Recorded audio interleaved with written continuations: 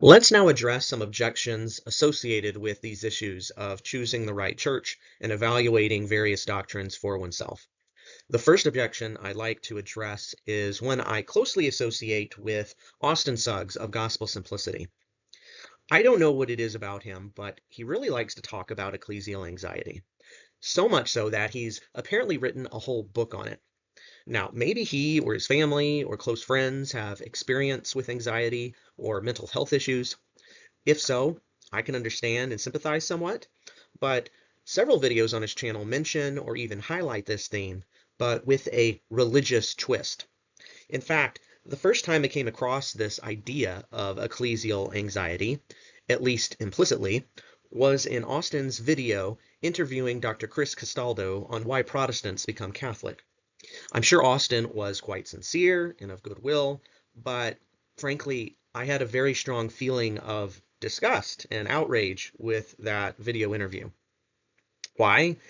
Because it seemed like Austin's guest, if not Austin himself, was merely trying to psychoanalyze Catholics or converts to Catholicism, rather than debunk or disprove Catholicism. Now, despite what Austin intended, the implicit but clearly patronizing message that came across was people don't convert to Catholicism because it is true or because they think it is true, but merely because those converts have some disordered psychological need for epistemological certainty or absolute certainty or a level of certainty we shouldn't even be asking for. Now, one might get the impression from this theory that Protestants are the sane ones because they supposedly don't have this obsessive compulsive need to have certainty about doctrine. Though I don't think that's what Austin thinks because, he recognizes that Protestants who don't immediately convert to Catholicism also struggle with ecclesial or doctrinal anxiety at times. Moreover, there are many Protestants out there who are very comfortable with dogmatism with respect to their biblical interpretations and do believe they have the truth with absolute certainty. So, such a diagnosis by Castaldo fails for them, at least. I've always thought this accusation against Catholicism of producing anxiety, I've always thought of it as a smokescreen, as an ad hominem fallacy, as an attempt to psychologize away the stories of those who convert to Catholicism. Moreover, I'd say it's exactly the opposite. Catholicism provides epistemic peace, whereas Protestantism inherently causes epistemic anxiety, the same kind of anxiety that often affects secularists and atheists, precisely because Protestantism has no objective and coherent epistemological foundation.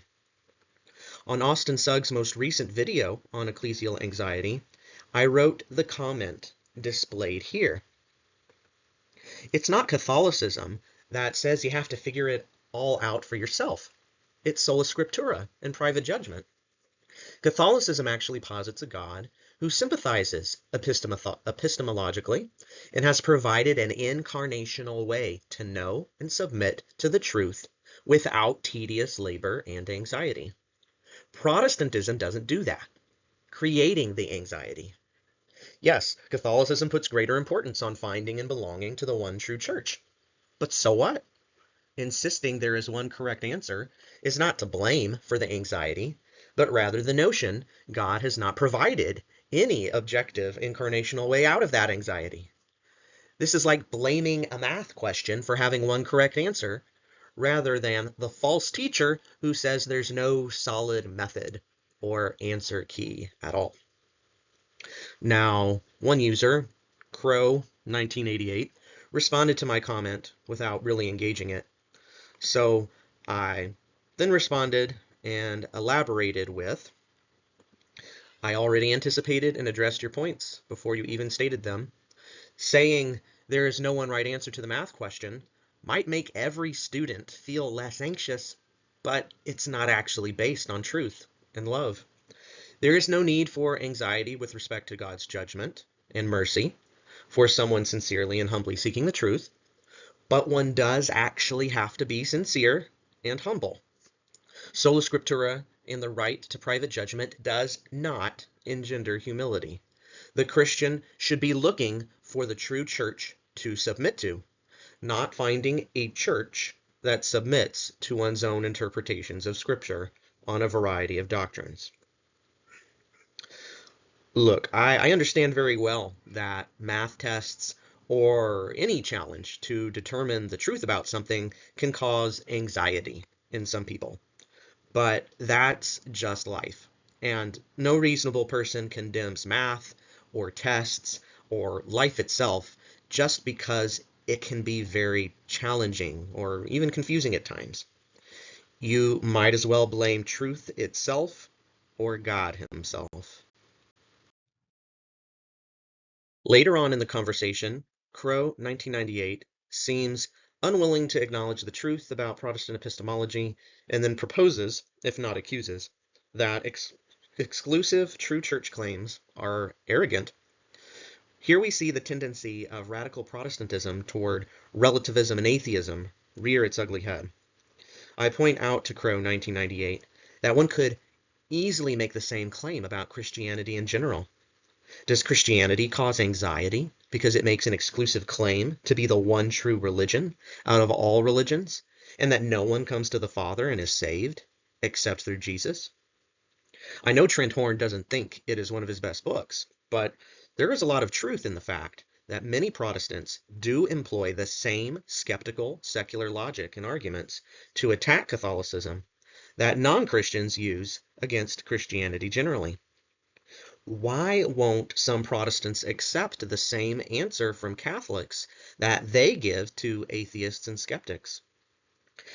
Another issue I had to address was what the Catholic Church actually teaches about salvation outside the church. Catholicism does not teach that one is damned merely for a sincere mistake or ignorance of which church to join. So there is no necessary or logical anxiety from Catholic doctrine on this. Catholicism has always taught that one cannot be saved if one knows Catholicism is the truth and then one deliberately rejects it.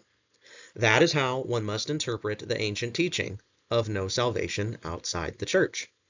Merely knowing Catholicism exists and makes exclusive claims is not sufficient to bind the conscience to be in union with the Catholic Church. Only God can judge the heart for its sincerity and humility in seeking the truth. Anathema was merely an ecclesial discipline. It does not damn anyone. It does not replace God's final judgment.